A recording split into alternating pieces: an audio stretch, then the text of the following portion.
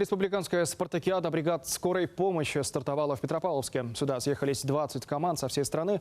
В условиях, приближенных к реальным, им предстоит реанимировать детей и взрослых, принимать роды, оказывать первую помощь и, что немаловажно, сохранить психологическую устойчивость в самых экстренных ситуациях. Сюда входит и командная работа, общение между собой, между членами бригады, общение с больным, с пациентом, с его родственником, полностью осмотр.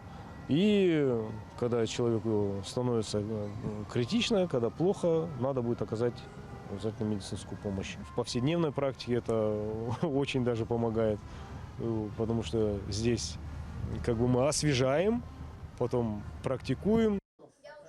Для команд это не просто соревнования среди коллег, но и хорошая площадка для обмена опытом. Многие из них прошли обучение по международным стандартам и уже успешно используют в работе полученные навыки.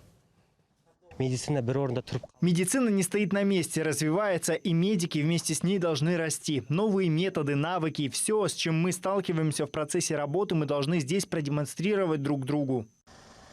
Республиканскую спартакиаду бригад скорой помощи проводят ежегодно. Лучшими на прошлом турнире стали североказахстанцы, поэтому нынче местом его проведения стал Петропавловск. Победит команда, которая безупречно выполнит все задания и наберет максимальные баллы.